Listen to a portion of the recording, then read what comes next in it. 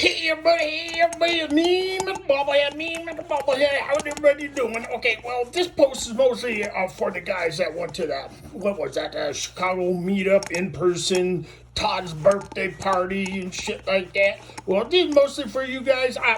All I can say is, what a bunch of dickheads you are. I mean, really. I mean, you know what Mr. Chris did when he came back? You know what he was? He was fucking happy. He was fucking happy, and that makes my job way too difficult. I mean, he got all cocky, and he can do this, and he can have a good time and everything. It's just like, guys, you're ruining me here. I'm trying to straighten that sucker out. When he's happy, he's just way more difficult. Oh, God, guys. I mean, here's a couple of, I don't know. Here are a couple of other thoughts.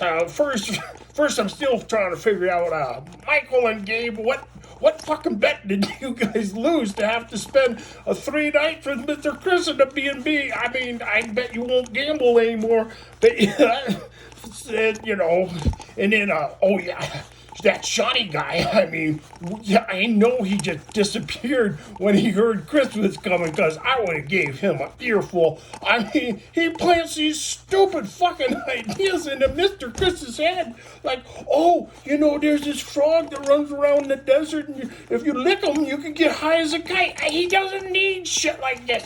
I mean, I spent enough time making him stop looking for those goddamn cactuses out there and stuff, and so knock it off. And then and then there's Mason. Mason gets there and he's showing Mr. Chris all these tricks you can do with a camera. Now take a good picture with your iPhone and this and that.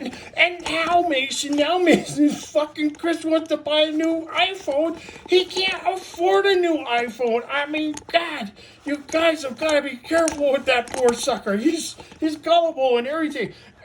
And maybe the worst is Todd. I mean, you were encouraging him to sing karaoke. I mean, this is just bad. Now he's going around the house singing and saying, "Oh, I'm practicing my karaoke," and I can't take it.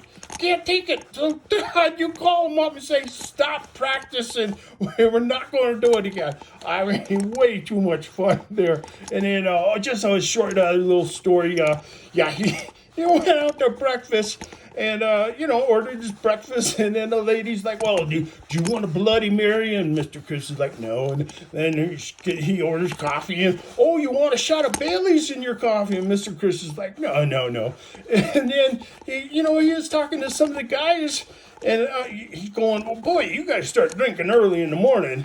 Yeah, and they're like, "No, we don't." No. Well, the waitress kept asking me if I want some alcohol and shit.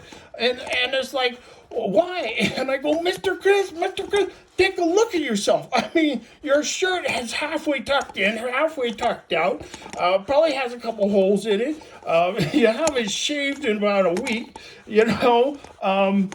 what else? Your hair, you look at your hair, it goes every which way but that's straight, and your eyes are all bloodshot from that sneezing attack you had, and then you got this jewelry hanging around your neck, and in your pockets you got these fluorescent glasses, and and your earrings don't even match. I mean, Mr. Chris, you look like you've been on a 3-week bender. Of course they won't. They think that's your meal. Okay, guys, okay. I just take it easy. Catch you later. Bye-bye.